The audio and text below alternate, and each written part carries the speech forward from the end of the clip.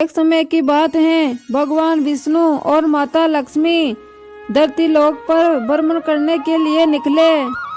एक गांव में पहुंचकर उन्होंने अपना वेश बदलकर साधु और साध्वी का रूप धारण कर लिया।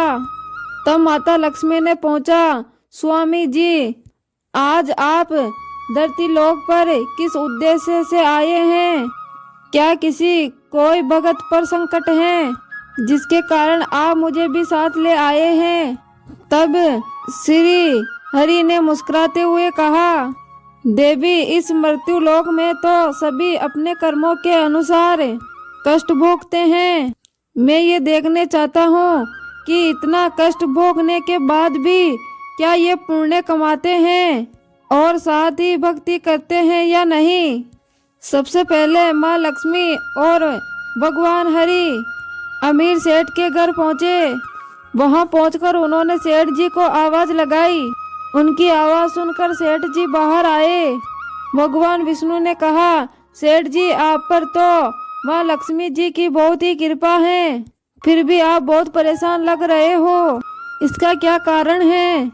सेठ जी उन्हें देखकर रोने लगे और कहा, साधु बाबा, मेरे कष्ट का कारण ये धन ही है जिसे आप लक्ष्मी जी की कृपा कह रहे हो।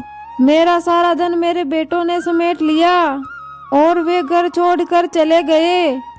अब इस घर में मैं और मेरी पत्नी रहते हैं और मेरी पत्नी बहुत ही बीमार है, अपने बेटों को याद करती रहती है।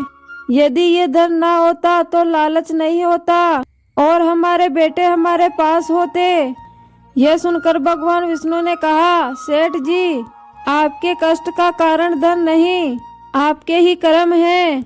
आपने धन गरीबों पर अत्याचार करके कमाया है और उससे अपने बच्चों का पालन पोषण किया है।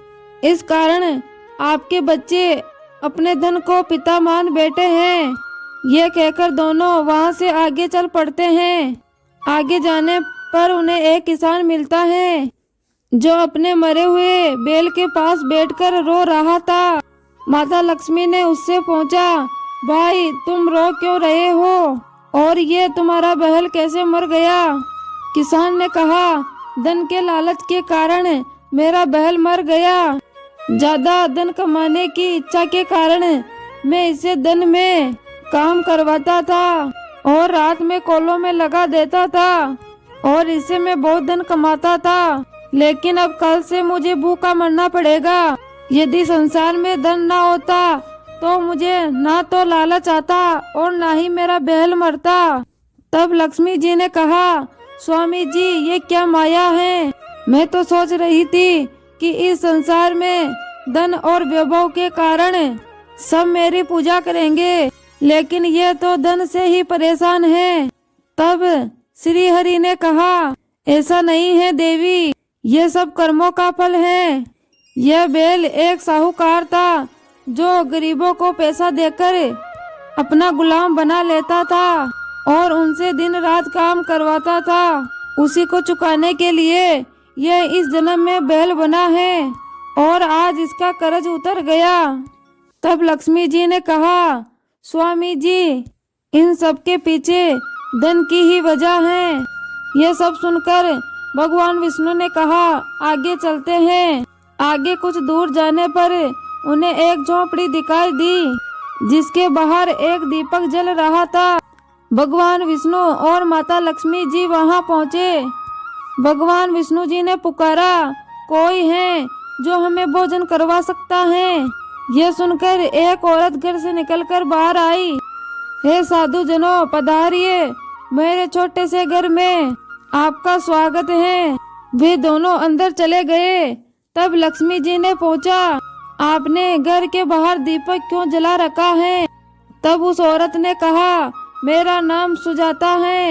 यह दीपक मैंने आने जाने वालों के लिए जलाकर रखा है, जिससे वो अंधेरे में रास्ता ना भटक जाए और यदि उन्हें कोई कष्ट हो तो हम उसकी मदद कर सके।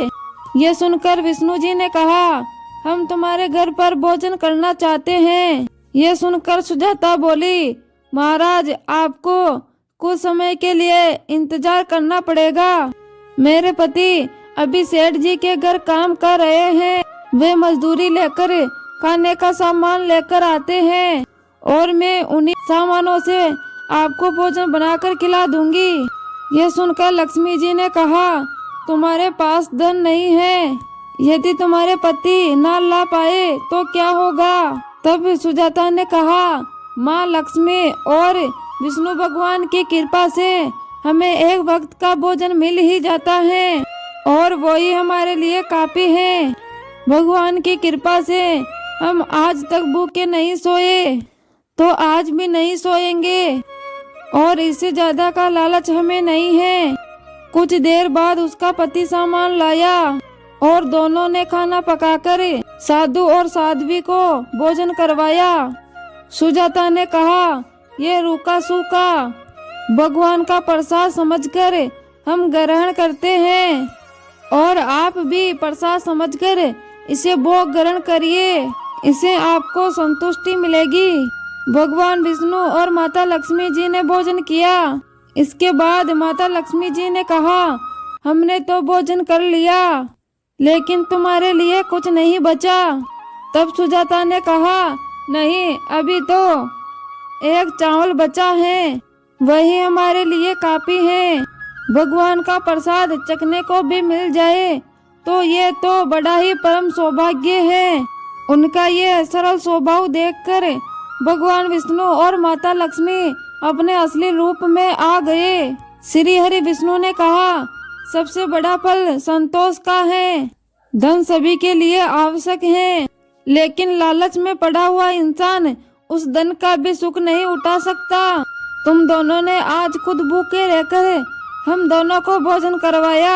आज से इस घर में अन्न धन के भंडार भरे रहेंगे। दोनों पति और पत्नी उसके चरणों में गिर गए और बोले, भगवान कुछ देना है तो अपनी भक्ति दे दो।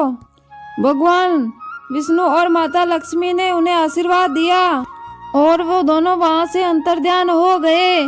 उसके बाद से वो दोनों सत्संग और भजनों में अपना सारा समय बिताने लगे। प्यारे दोस्तों, आपको ये कहानी कैसी लगी हमें कमेंट बॉक्स में कमेंट करके जरूर बताएं। धन्यवाद।